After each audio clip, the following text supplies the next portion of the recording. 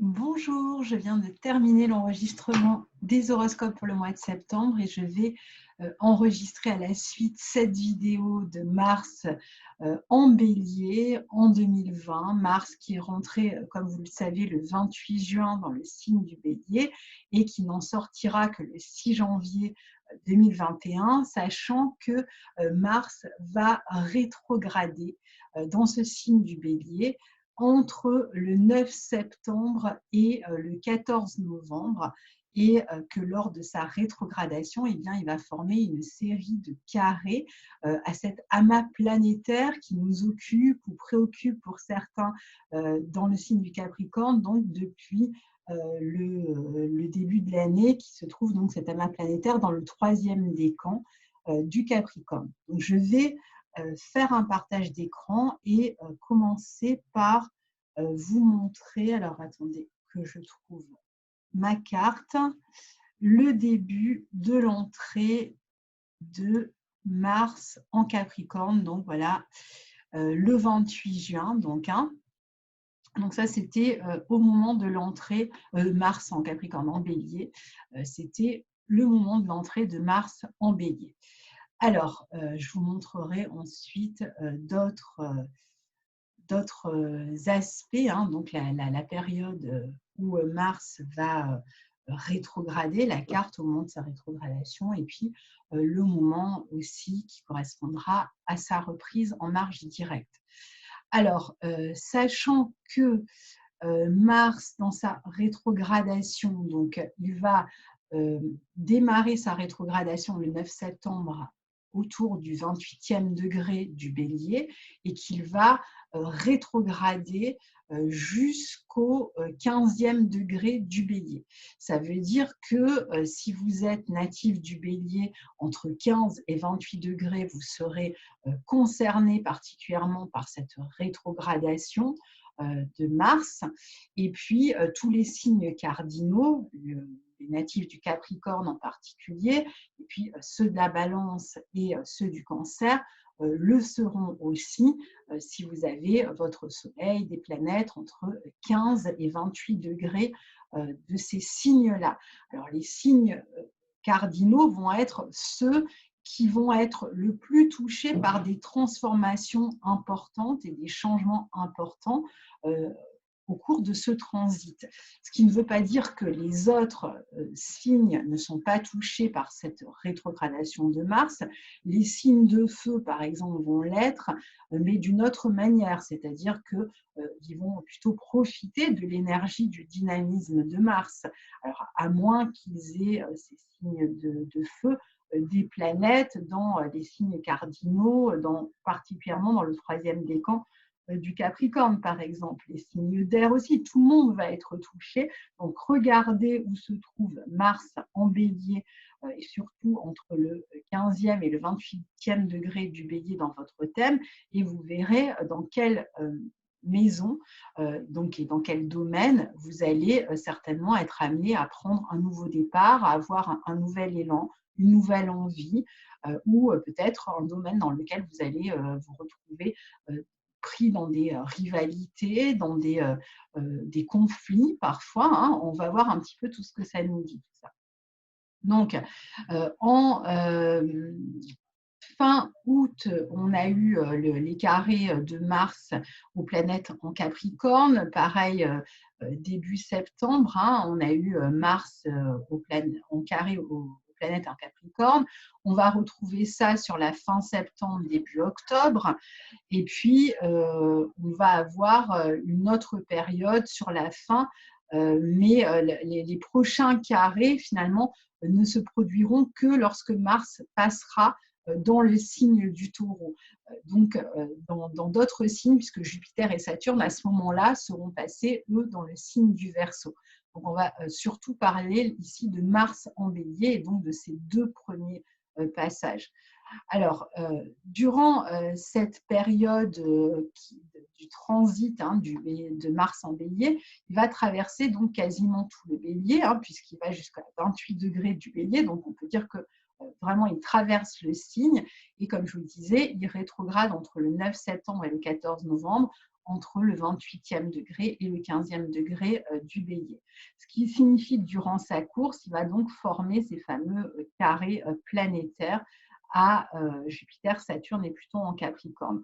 Donc, tout le monde reçoit ces aspects dans son thème, bien évidemment, comme je vous l'ai dit, hein, donc il faut regarder où ça se trouve pour vous. Ce qui est intéressant de voir, c'est particulièrement où se trouve le troisième décan en fait, du bélier et du Capricorne, parce que c'est là qu'il y a un carré. Hein. Donc dans votre thème, pour voir là où ça va tirailler, frictionner, freiner, créer des rivalités, réclamer une révision, un changement de cap, et surtout là où votre endurance et votre persévérance vont être testées. Alors, ce qui est intéressant aussi avec ce Mars en bélier cette année, c'est que Mars est dans un signe du printemps, il est dans son signe, il est en domicile, sachant que eh bien, le printemps, c'est la période de l'année en 2020 qui a été un peu zappée par tout le monde puisque c'est la période où nous avons été confinés. Donc, c'est un peu comme si ce nouveau départ au printemps 2020 n'avait pas eu lieu et que ce nouveau départ, finalement, se concentre sur cette fin d'année entre le 28 juin et la fin de l'année.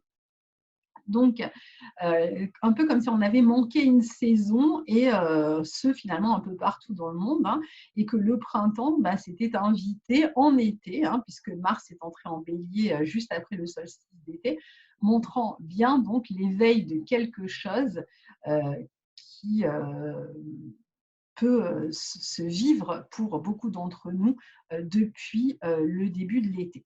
Donc, il faut bien comprendre ce que représente le signe du bélier avec ce Mars en domicile hein, qui arrive, le signe du bélier normalement avec l'équinoxe de printemps, c'est-à-dire c'est le moment où la lumière, où les jours sont égaux et surtout où la lumière s'apprête à gagner la partie, si vous voulez, contre l'obscurité. Parce que toute la symbolique du bélier est dérivée de cette lumière ascendante, hein, c'est-à-dire qu'on va basculer dans la période où les jours vont prendre le dessus sur les nuits, sur l'obscurité. Et donc, cette symbolique du bélier, c'est vraiment l'idée que la lumière gagne, si vous voulez, sur l'obscurité. D'où le fait que l'agressivité soit attribuée aussi au signe du bélier, par exemple, parce qu'il faut faire un effort d'énergie presque agressif, en tout cas extrêmement dynamique, pour dépasser l'obscurité, pour dépasser l'ombre et pour permettre à la lumière, petit à petit, au fil des saisons, jusqu'au solstice d'été, de gagner sur la période d'obscurité. Alors après, à partir du Cancer, on est toujours dans une période jusqu'au signe de la Vierge où la lumière l'emporte sur l'obscurité, mais par contre, on est dans une phase descendante. Alors que là, on est vraiment dans une énergie, c'est pour ça qu'on parle souvent de libido, on est dans une énergie ascendante, une énergie qui cherche à monter, à atteindre son but avec ce Mars en bélier.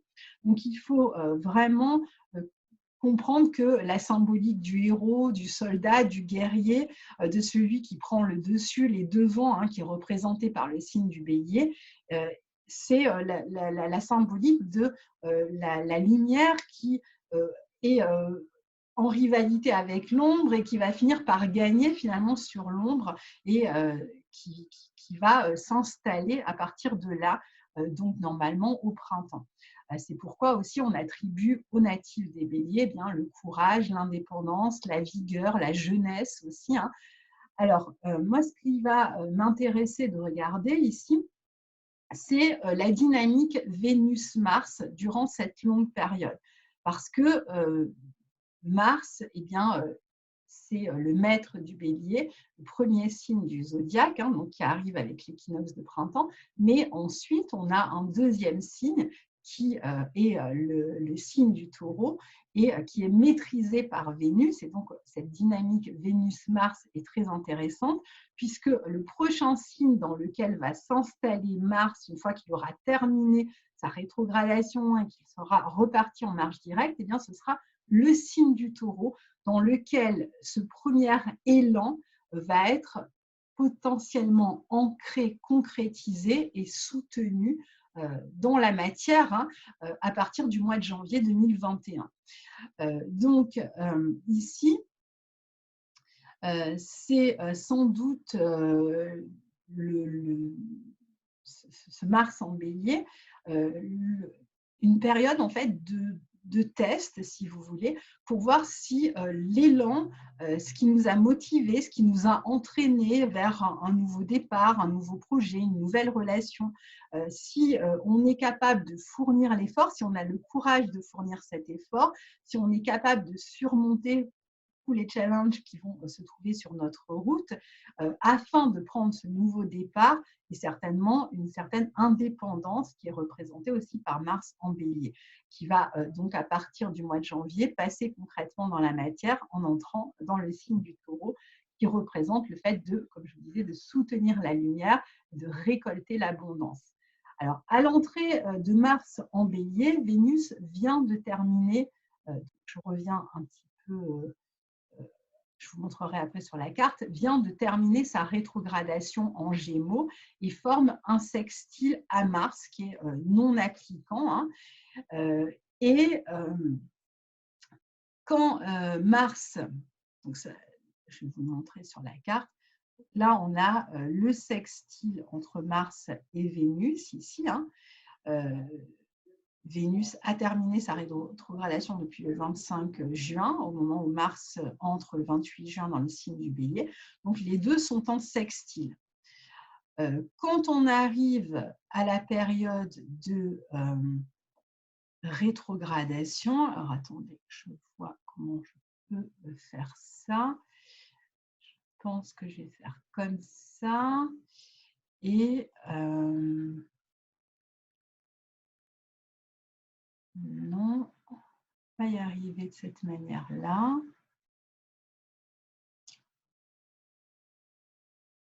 Je pense que ça va être comme ça. Ça devrait marcher. Alors, voyons si ça fonctionne. Donc voilà, là, on est sur la période où Mars va démarrer sa rétrogradation et où on a Vénus qui est dans le signe du Lion. En fait, les deux viennent d'être en carré sur le tout début du mois de septembre, en fait, hein, donc dans la période où j'enregistre ici. Donc ici, on va avoir un carré entre les deux planètes, Mars en bélier et Vénus en cancer. Donc ça sera au début de la rétrogradation. Et puis, ensuite, on va avoir sur la troisième carte, que je vais vous partager de cette manière-là. Je pense que c'est comme ça. Voilà. Ça prend un petit peu de temps, mais au moins on voit de quoi on parle. Hein. C'est toujours intéressant. Moi qui suis amoureuse des cartes, j'ai toujours beaucoup de plaisir à les partager. Et donc, vous voyez, là, on est à la fin de la rétrogradation. Hein. On est le 14 novembre et on a Mars qui est en bélier ici et qui forme une opposition à Vénus. À chaque fois, les aspects ne sont pas appliquants. Hein. Vénus en balance et on a Mars en bélier. Donc, ils sont en opposition ici hein, sur cet axe-là. Donc, c'est intéressant puisqu'en plus, ils forment plus ou moins un carré ici aux planètes en Capricorne. Donc, même si on a vu que ce carré sera vraiment effectif que lorsque Mars passera en Taureau ici hein, et que Jupiter et Saturne seront en Verseau, donc fin décembre, début janvier, surtout début janvier. Donc voilà, alors ça c'est pour les cartes. Et puis après on aura un peu plus tard, je pense sur la fin décembre 2020, à peu près Vénus en Sagittaire qui va former un trigone une sorte de trigone. Le trigone exact entre les deux, en fait, n'aura lieu que lorsque Mars aura quitté le Bélier, il sera entré en Taureau, et Vénus, lui, elle, sera rentrée en Capricorne le 9 janvier 2021. Donc, le véritable trigone qu'on attend, exact cette fois-ci, n'aura lieu qu'en janvier 2021. Donc, pour moi, il y a vraiment quelque chose qui va démarrer à partir de janvier 2021, surtout que le trigone aura lieu dans un signe de terre, et donc à ce moment-là, on ancre vraiment dans la matière ce qui a cherché à se manifester depuis le 28 juin. Donc, pour simplifier, on pourrait dire que Mars, c'est le désir et que Vénus, c'est l'objet du désir. Alors, ne prenez pas seulement sur le plan amoureux, ça peut représenter des relations amoureuses, mais c'est aussi, ça peut concerner des projets, ça peut concerner n'importe quelle situation. Et sur tous ces aspects que ces deux-là vont former pendant cette période, on trouve les deux dans des énergies en feu et en air, ou en feu et en feu. Et seul le trigone du 9 janvier, le trigone exact du 9 janvier 2021, fait intervenir un autre événement, la Terre. Donc, en fait, tant qu'on est en feu ou en air, on est vraiment dans le désir et l'attisation du désir, dans l'élan. Mais pour que cet élan se manifeste dans la matière, donc dans le signe de Terre, eh bien, il faudra attendre le 9 janvier 2021. On peut donc penser que sur le plan relationnel ou par rapport à un projet, toute la période allant de fin juin 2020 à fin décembre 2020 est extrêmement attisée par l'union des éléments feu et air, et que vous êtes comme embrasés, que l'on est tous comme embrasés par un désir particulier. Alors, bien entendu, par désir, on peut parler, comme je vous l'ai dit, de relation, mais on peut parler aussi de désir de réalisation à un sens plus large, donc d'élan et vraiment de libido, ce que représente Mars dans le signe du Bélier. Donc, c'est intéressant de voir dans quel signe, finalement, l'énergie entre Vénus et Mars coince. Donc d'abord, lorsqu'elle se trouve en Cancer fin août et les premiers jours de septembre, sachant que Vénus sera alors dans l'énergie Cancer opposée aux planètes en Capricorne et carrée à Mars en Bélier. Et puis la deuxième occurrence, c'est l'énergie de Vénus en Lion au trigone de Mars en Bélier fin septembre 2020. Et la troisième occurrence, eh bien, c'est Vénus en Balance opposée à Mars, que je vous ai montré sur la carte, que vous avez à l'écran. Tout cela au carré des planètes en Capricorne, donc en novembre 2020. Puis la dernière occurrence, celle où les choses vont bouger, se concrétiser, c'est donc janvier, le 9 janvier 2021, avec Vénus en Capricorne au trigone de Mars en Taureau. Donc, qu'est-ce qu'on peut en tirer comme conclusion? Eh bien, en août, Vénus en Cancer, Mars en Bélier, on peut être un peu plongé dans le passé, dans les souvenirs, dans la mémoire, dans les questions familiales et dans la sécurité.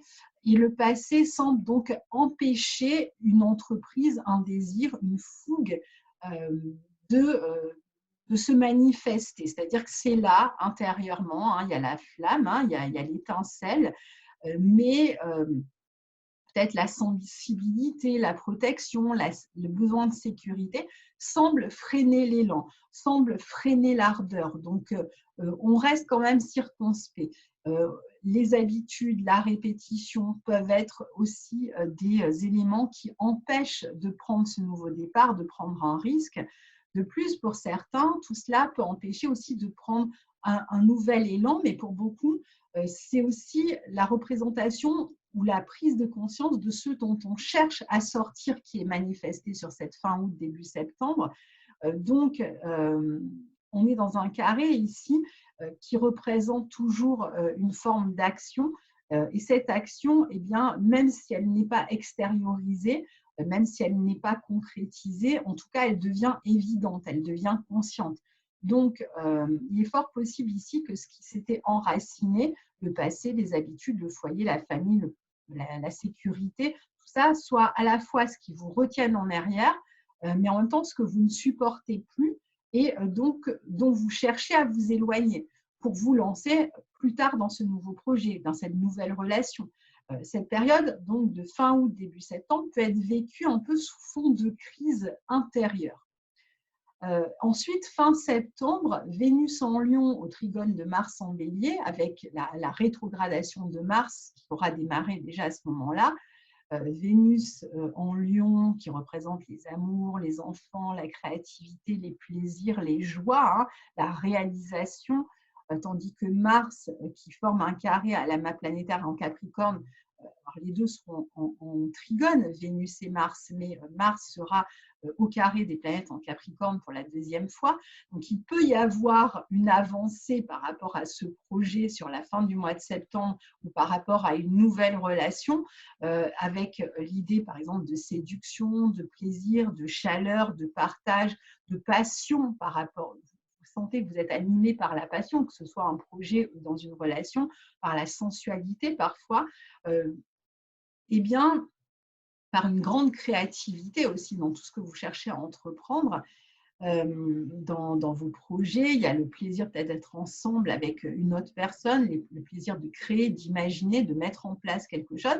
Il y a beaucoup de sincérité aussi ici dans les sentiments et une recherche et un besoin de vérité, d'authenticité. Donc, on a des associations positives dans le travail, dans les contrats, des relations positives en cas de relation amoureuse aussi, qui démarre ou qui est assez neuve. Puisque le soleil, lui, sera passé en balance et donc va encourager en fait des projets relationnels ou des projets éventuellement de collaboration, des nouveaux contrats, etc. Et comme Mars est rétrograde au carré des planètes en Capricorne, eh bien, il y a l'idée, un peu l'action de s'éloigner de ce qui était construit. C'est-à-dire que ce qui nous freinait, ce dont on avait pris conscience sur la fin du mois d'août, début du mois de septembre, eh bien là, on prend conscience maintenant qu'il faut déconstruire cette partie-là, qu'il faut rompre avec des structures, qu'il faut modifier des structures, qu'il faut faire tomber les murs, comprendre aussi que ce qui est limitant, comprendre en tout cas ce qui est limitant et opérer des changements par rapport à ce qu'il est. Alors, on va plutôt réfléchir à comment opérer ces changements que vraiment provoquer ces changements tout de suite. C'est-à-dire qu'on va vraiment maintenant y voir beaucoup plus clair sur précisément une espèce de plan d'action, si vous voulez, de ce qu'il va falloir changer pour pouvoir avancer vers la nouveauté. Donc, il y a une sorte de confirmation ici sur la fin du mois de septembre, début octobre, de ce qui avait été ressenti jusque-là. C'est une période très forte aussi sur le plan des relations amoureuses et de la sensualité, comme je vous disais, particulièrement si vous êtes marqué par le lion, le bélier du troisième décan, dans la mesure où Mars est conjoint à la lune noire. On peut même penser qu'il y a peut-être un élément caché ici, secret, dans ce qui se prépare, qu'il s'agisse d'un projet ou d'une relation. D'ailleurs, on va avoir après au cours du mois d'octobre à nouveau le carré entre Mars et Pluton. Alors attention quand même, parce que ça peut, s'il y a des éléments cachés, ça peut déclencher pas mal de colère, de violence, de jalousie d'ici le mois de novembre dans la vie professionnelle comme dans la vie amoureuse. Donc soyez quand même vigilants avec ça. Je crois qu'il y a en tout cas une émancipation des cadres, des structures, du connu et l'envie d'un nouveau départ, l'envie de suivre un élan, de suivre son instinct, parfois au dépit de la morale, des règles, du qu'en dira-t-on, et tout cela avec une grande détermination et un engagement extrêmement fort. Mars étant rétrograde, la conscience de ce qui nous limite ne donne pas forcément place tout de suite, comme je vous le disais, à l'action. C'est plus comme si on faisait le focus sur ce qu'il allait falloir détruire et que l'on cernait finalement beaucoup mieux la problématique. Ça se passe moins dans l'émotionnel que sur la fin août, début septembre. Alors, ça va conduire à un choix que nous allons devoir faire à partir du mois de novembre 2020, lorsque Mars va redevenir direct et que Vénus sera en balance et qui lui fera face. Donc, il y a une opposition ici, une dualité, une séparation, un écartèlement qui nous pousse à trouver notre voie avec résolution. Et on voit bien que c'est à ce moment-là, au mois de novembre, quand Mars va redevenir direct, et qu'on aura cette dynamique de Mars qui se rapproche du carré des planètes en Capricorne, même si ça n'aura pas effet tout de suite, et Vénus qui, elle, va passer au carré des planètes en Capricorne tout en faisant face à Mars, il y a certainement une dynamique qui est rompue au niveau relationnel ou contractuel, particulièrement à cette période-là. Le Soleil sera d'ailleurs en Scorpion, donc il y a une grande force de destruction à cette période-là. Et Vénus et Mars sont tous les deux en plus en domicile. Vénus en Balance dans son signe, Mars en Bélier dans son signe et Saturne en Capricorne dans son signe. Donc, on a une opposition du féminin, du masculin, yin-yang, si vous voulez, pour que le couple devienne complémentaire ou que le projet puisse se concrétiser et trouver une forme qui va lui permettre de se réaliser, finalement, il va falloir se libérer des scories du passé, il va falloir s'engager, faire un choix, épouser sa cause, comme je le disais récemment dans une vidéo. Donc, c'est valable dans les projets, dans les contrats, dans les relations particulièrement. Il y a une forme de grande sensualité ici encore avec cette opposition Vénus-Mars en Bélier. Pour autant, il y a toujours quand même des complications. On n'est pas arrivé au bout du chemin. Donc, il peut y avoir des ruptures officielles, en tout cas à partir du 14 novembre, rupture d'un accord, d'un contrat, d'un couple de longue date. Quelque chose qui est là de longue date, des accords qui sont brisés, une période d'instabilité assez importante et l'insatisfaction de la situation va être tellement, de la situation que vous cherchez à quitter pour pouvoir vous lancer dans ce renouveau est tellement palpable que l'air pourrait devenir vraiment irrespirable. C'est un peu comme si vous n'aviez pas le choix que de rompre à ce moment-là. Et Mars va apporter le dynamisme nécessaire pour agir puisqu'il va redevenir direct, fort de sa nouvelle maturité acquise durant la rétrogradation, de sa nouvelle perspective, de sa nouvelle manière d'avancer et d'agir, avec toute force et courage. Et Vénus, elle, va apporter cette recherche d'équilibre, donc va chercher quand même à faire les choses avec un maximum d'harmonie, d'entente, même s'il y a des complications. Il y a quand même une recherche ici de trouver un accord. Et cette harmonie et cet équilibre, elle ne pourra de toute façon les trouver, cette Vénus qui est en nous et qu'on va tous rechercher, qu'en prenant la responsabilité justement de ses désirs, de ses relations et de ses engagements, et aussi de ses fins de relations, fins d'engagement. Donc, il y a forcément un choix important qui nous attend là pour le mois de novembre. Donc, on va commencer à réfléchir à ce moment-là, à partir du mois de novembre, à la nouvelle structure, à la nouvelle forme. On va remonter les manches et cette nouvelle structure, cette nouvelle forme, ce nouveau projet va émerger certainement durant le trigone de Vénus en Capricorne à Mars en Taureau à partir de janvier 2021. Donc, vous voyez, jusqu'ici, j'ai finalement plus axé sur la dynamique Vénus-Mars, mais aussi en corrélation avec les planètes en Capricorne, parce que finalement, c'est un tout. Donc voilà, donc, on sait que la triplette planétaire en Capricorne va correspondre pour chacun, particulièrement pour ceux qui ont des points ou des planètes dans le troisième décan des signes cardinaux, particulièrement ici Capricorne et Bélier, mais aussi Cancer et Balance. Et pour tous à un endroit de votre thème, mais particulièrement, c'est vrai, si vous avez des points ou des planètes à ce niveau-là, parce que sinon, c'est beaucoup moins fort pour les autres. Donc, va correspondre à un renouveau, à une restructuration et a priori, eh bien, ce nouveau départ insufflé par Mars en Bélier ne peut avoir lieu que si cette triplette, ce trio planétaire est réglé, si la restructuration s'est faite et que l'on a réussi à abandonner une partie du passé, donc à laisser une partie du passé derrière, si on a réussi à prendre des décisions, comme je vous le dis plusieurs fois, c'est le fait vraiment d'épouser sa cause et son engagement. Là, on n'est pas sur quelque chose de léger, on est quand même dans un renouveau qui implique des gros changements. Donc, il faut vraiment se montrer à la hauteur finalement de ces nouveaux engagements, d'une nouvelle structure dans laquelle on va vouloir se lancer. Et de toute façon, on sentira bien que ça s'essouffle, ce qui a été construit derrière soi, si on est touché particulièrement par cet aspect. Donc, ce n'est pas forcément simple à réaliser parce qu'il y a des engagements passés, une sécurité passée qui a certes perdu de sa saveur, qui a perdu de sa vitalité, mais qui semblait nous rassurer.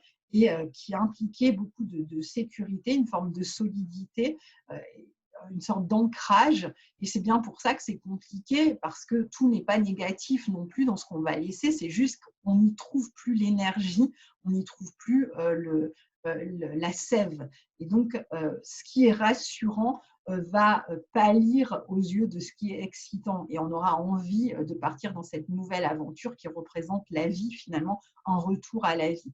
Donc, pour avancer vers ce nouveau projet, ce nouvel amour, où cet aspect va réclamer vraiment du courage, va parfois faire naître des conflits, il faut le savoir, des oppositions, des colères, des jalousies, des rivalités qui vont réclamer de la part de chacun, surtout si vous êtes concerné, une forme de souplesse, d'adaptation dans les actions, dans la vie pratique. N'oublions pas que le nœud nord est dans le signe des Gémeaux, donc il va aussi réclamer beaucoup de communication, et particulièrement une communication vraie.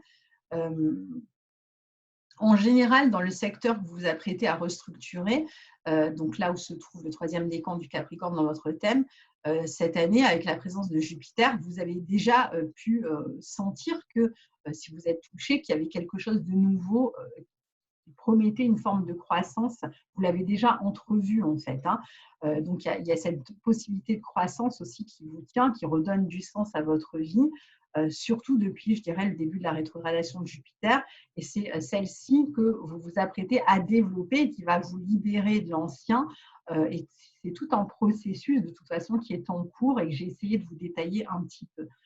Vous allez donc sans doute d'ici le 14 novembre comprendre quel est le principal obstacle à votre indépendance et surtout, comme je l'ai dit beaucoup dans les horoscopes de septembre, comprendre que cet obstacle qui peut vous sembler extérieur est un obstacle en fait en vous.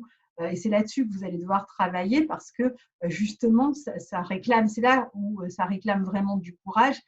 Quitter la sécurité, une situation sûre, une situation bien rodée pour se lancer dans un nouveau projet, dans une nouvelle relation, eh bien, ça réclame du courage parfois. Ça réclame, alors pour certains, c'est le ras-le-bol qui fait agir, mais je vous recommande pas de suivre cette énergie-là pour planter la graine d'un nouveau projet, mais plutôt de vous laisser guider par la motivation et par l'envie, par le désir, même s'ils ne sont pas suffisants pour construire. C'est juste le point de départ ici. Donc voilà, vous pourrez de toute façon compter sur Mars en Bélier, qui va de toute façon augmenter votre motivation pour réaliser ce que vous avez à faire et pour atteindre vos buts. Vous allez pouvoir compter sur une forme de passion aussi, et, donc sur votre courage aussi. Voilà, donc je n'ai pas envie de trop rentrer dans tout le reste de ce qu'on pourrait dire sur Mars en Bélier. Ça a été dit plusieurs fois, donc écoutez plusieurs vidéos de toute façon sur Mars en Bélier. Voilà, c'est pas l'unique. Moi, j'ai voulu l'aborder un petit peu différemment pour changer, pour proposer autre chose, et peut-être pour avoir une perspective, comment dire, en mouvement des planètes, plutôt que focaliser juste sur Mars en Bélier. Donc, j'espère que ça vous sera utile pour la suite.